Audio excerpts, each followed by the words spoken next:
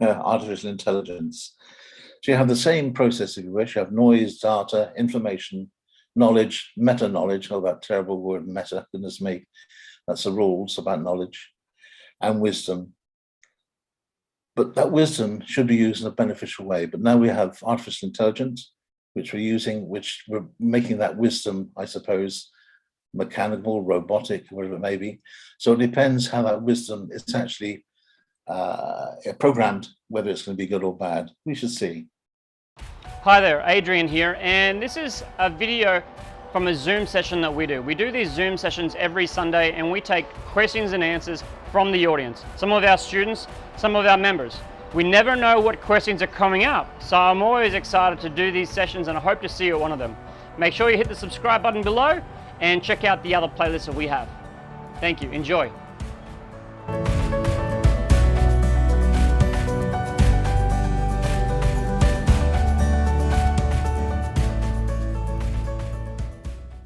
A reminder, please keep everything simple, okay?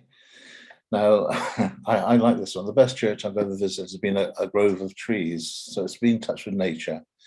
But, you know, it's not necessarily a church. It could be a synagogue. It could be, you know, the local village hall. It could be anything you want. So whatever fits your system, but nature is the essence of all things. Now, the simple act of paying attention can take you a long way. We all know that. We just need reminding of it sometimes.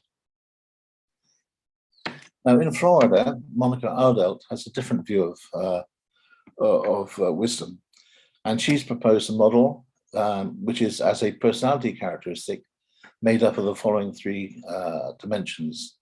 That's cognition, reflection, and be effective to create a positive effect. Very important. So the effective, create something to have a positive effect.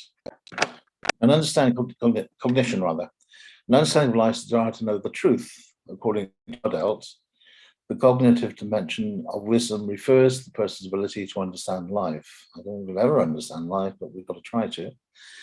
That is to comprehend the significance and deeper meaning of phenomena and events, particularly with regard to the interpersonal, and intrapersonal matters. That should be, that's right, intrapersonal, that's a closed personal, and the public personal matters, if you wish. Perception with reflection. Perceptions of phenomena and events from multiple perspectives, which requires self-reflection,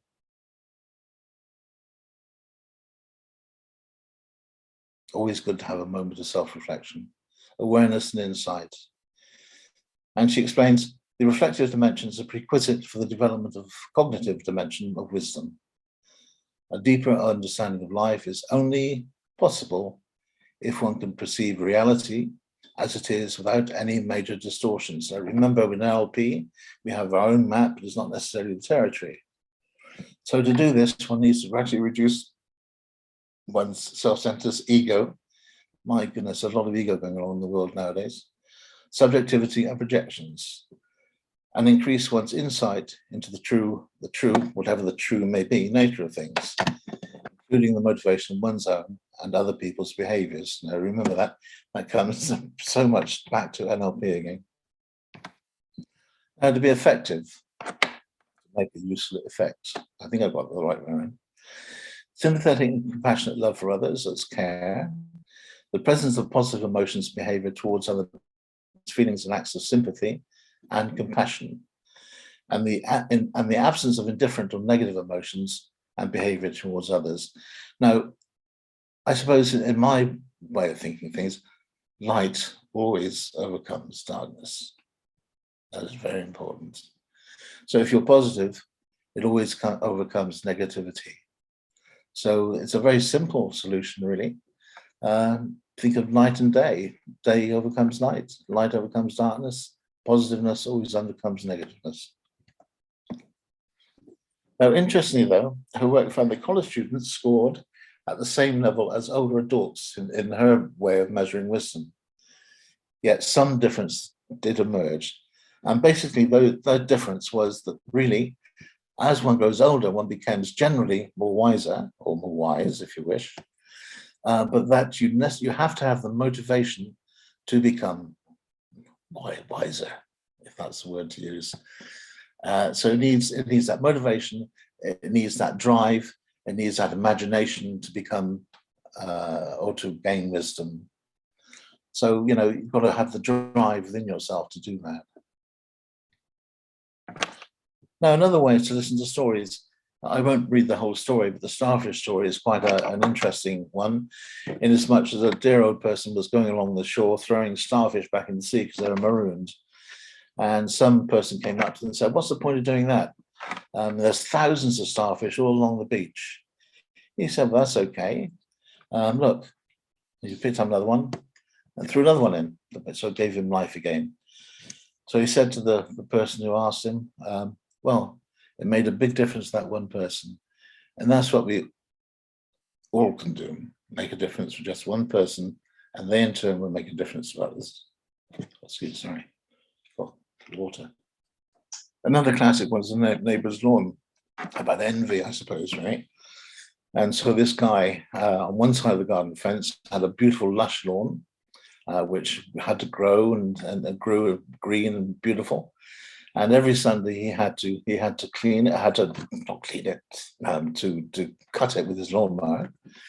And the guy on the other side had a very parched lawn, and which didn't grow at all.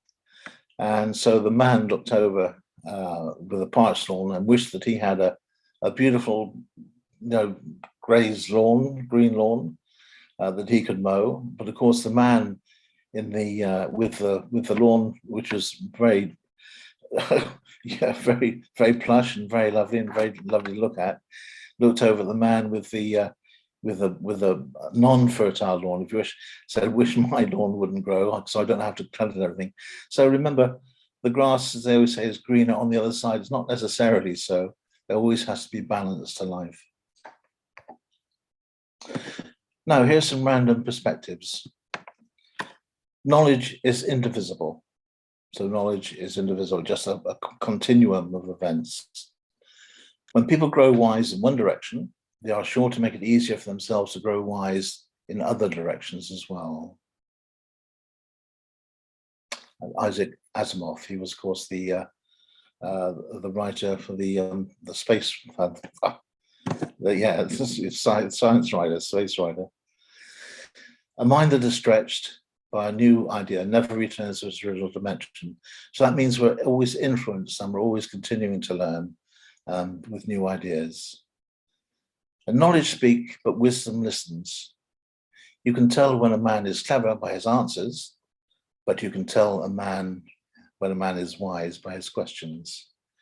I can't pronounce his name, it was Magweb, whoever.